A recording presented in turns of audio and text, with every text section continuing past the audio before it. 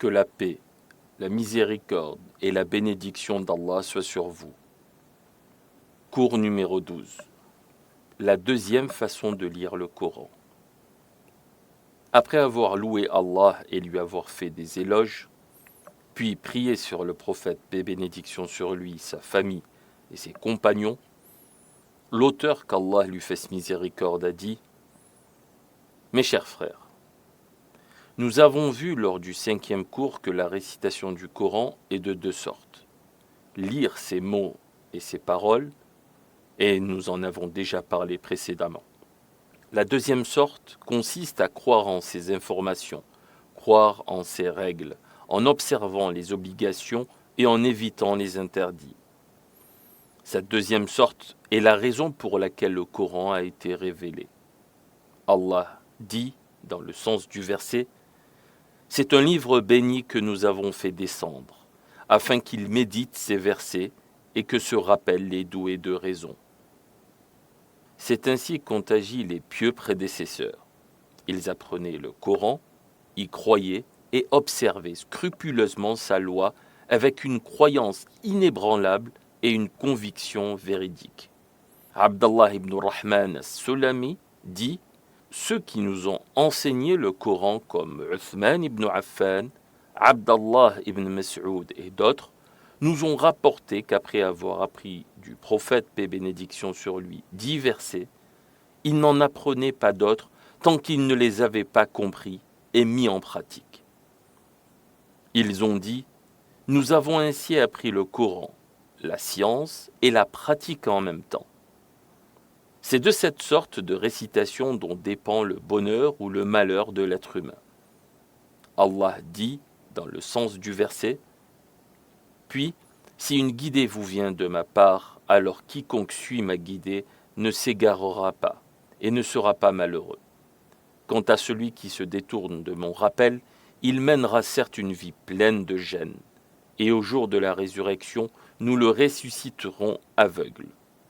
Il dira au Seigneur, pourquoi m'as-tu ressuscité aveugle, alors qu'auparavant je voyais? Il dira, nos signes te sont venus, mais tu les as oubliés. Eh bien aujourd'hui, nous t'oublions également. Ainsi sanctionnons-nous l'outrancier qui ne croit pas en révélation de son Seigneur. Et le châtiment de l'au-delà est plus dur encore et plus durable. Dans ces nobles versets, Allah montre la récompense de ceux qui suivent la guidée qu'il a révélée à ses messagers. Et la plus grande des guidées est ce noble Coran. Puis, il cite la punition de ceux qui s'en détournent. Parmi les récompenses de ceux qui suivent la guidée, il y a le fait qu'ils ne seront ni égarés ni malheureux. Ce qui implique donc qu'ils seront bien guidés et pleinement heureux dans ce bas monde et dans l'au-delà. Quant au châtiment de ceux qui s'en détournent et refusent de le mettre en pratique par orgueil, c'est le malheur et l'égarement dans ce bas monde et dans l'au-delà. Ils auront une vie à l'étroit ici-bas et seront remplis de soucis et de stress, loin de toute croyance correcte et des bonnes actions.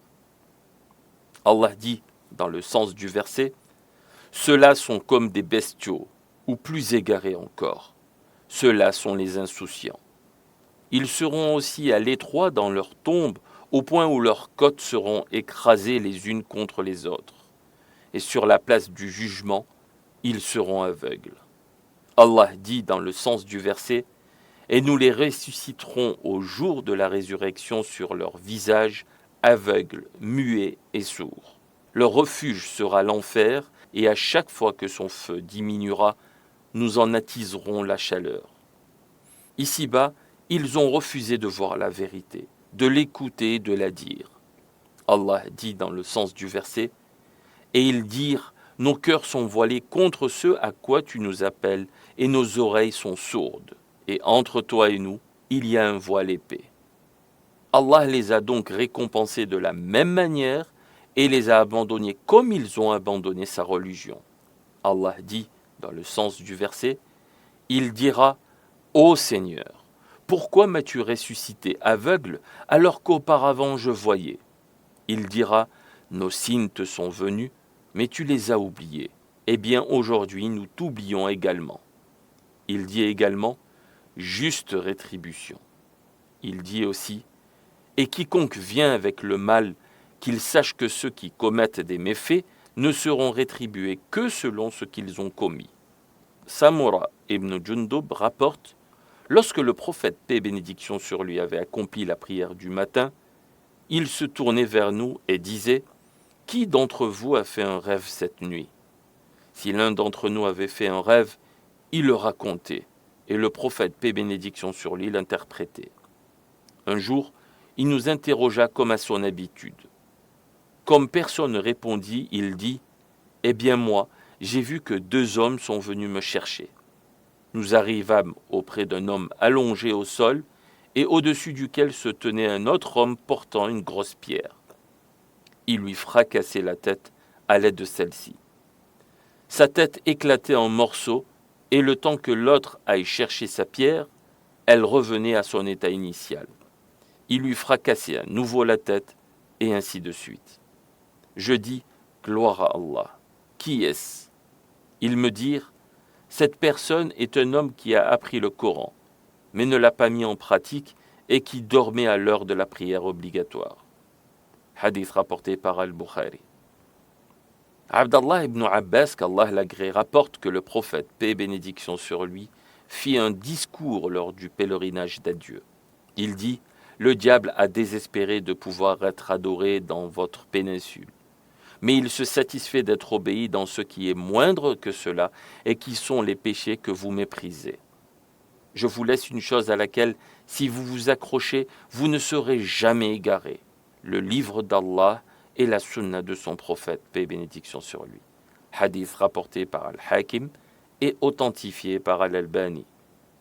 Amr ibn Shu'aib rapporte de son père, qui le tient de son père, que le messager d'Allah, paix et bénédiction sur lui, a dit « Au jour de la résurrection, le Coran viendra sous la forme d'un homme. On le présentera à un autre qui l'a mémorisé, mais qui faisait le contraire. Le Coran dira alors « Ô Seigneur, tu m'as fait retenir par cet homme, mais quel mauvais mémorisateur. Il transgressait mes limites, négligeait mes obligations, commettait mes interdits et délaissait mon obéissance. Il ne cessera de l'accuser et de l'accabler jusqu'à ce qu'on dise « Fais-en ce que tu veux ». Alors le Coran le prendra par la main et le jettera en enfer, la tête la première. Hadith rapporté par Al-Haythami et jugé faible par Al-Albani.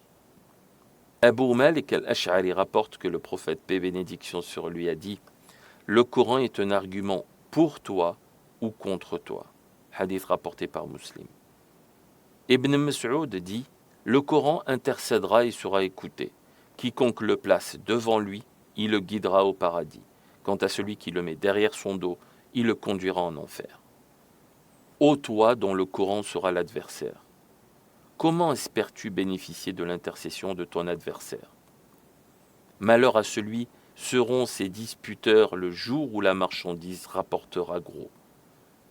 Serviteurs d'Allah, le livre d'Allah est récité parmi vous et vous pouvez l'écouter.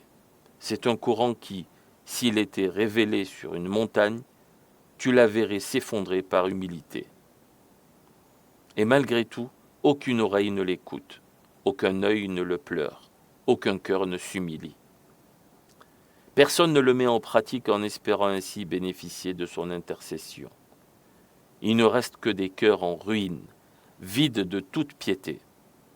Les ténèbres de la désobéissance s'y sont installées, et les voilà incapables de voir ou d'entendre.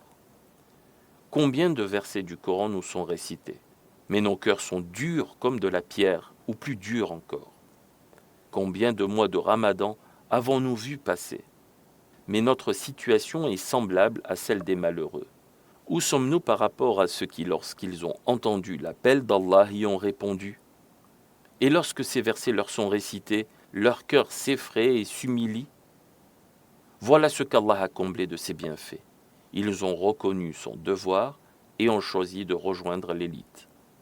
Ibn Mas'ud disait « Il convient au lecteur du Coran d'être connu par les nuits qu'il passe en prière lorsque les gens sont endormis, par ses jours de jeûne lorsque les gens mangent, par ses pleurs lorsque les gens rient, par sa crainte scrupuleuse lorsque les gens fraudent et pataugent dans l'illicite, par son silence lorsque les gens se noient dans des discussions futiles, par son recueillement lorsque les gens trichent et par sa tristesse lorsque les gens se réjouissent. Ô âme, les pieux ont récolté le succès grâce à la piété. Ils ont reconnu la vérité alors que mon cœur s'est aveuglé. Quelle belle récompense lorsque la nuit les recouvre et que leur éclat surpasse celui des étoiles. Ils ont passé leur nuit dans l'évocation et ont ainsi bénéficié d'une vie agréable grâce à cela. Leurs cœurs se sont exclusivement consacrés à l'évocation et leurs larmes ressemblent à des perles régulières. Leur fin de nuit a resplendi de leur lumière et la meilleure chose qu'ils ont récoltée est le pardon. Ils ont préservé leur jeûne des futilités et ont évoqué Allah avec humilité durant la nuit. Ô mon âme, malheur à toi, ne vas-tu pas accomplir ce qui te sera profitable avant que les pieds ne glissent ? Tu as passé tout ce temps dans l'insouciance et les passions. Ressaisis-toi et profite du temps qu'il te reste. Mes chers frères, apprenez le Coran avant qu'il ne soit trop tard. Ne transgressez pas ses interdits par négligence ou désobéissance. Sachez qu'il sera un témoin pour ou contre vous devant Allah, le Maître et le Juge. Ce n'est pas en le jetant derrière notre dos que nous allons être reconnaissants pour le bienfait qu'Allah nous a accordé en nous le révélant. Se moquer de ces règles ne fait pas partie du respect et de la considération des injonctions sacrées d'Allah. Allah dit, dans le sens du verset, « Le jour où l'injuste se mordra les deux mains et dira « Malheur à moi, si seulement j'avais emprunté le chemin du messager. Malheur à moi, hélas, si seulement je n'avais pas pris un tel qu'on m'a mis. Il m'a égaré, détourné du rappel après qu'il me soit venu. » Et le diable abandonne rapidement l'être humain après l'avoir égaré. Et le messager a dit, « Ô mon Seigneur, mon peuple s'est vraiment détourné de ce Coran. Et c'est ainsi que nous assignâmes à chaque prophète un ennemi parmi les criminels. Et ton Seigneur suffit comme guide et secoureur. Ô Allah, permets-nous de réciter ton livre comme il se doit, et compte-nous parmi ceux qui obtiendront grâce à lui la réussite et le succès. Ô Allah, permets-nous de le lire et de le mettre en pratique correctement, d'en respecter les règles et d'en observer les limites.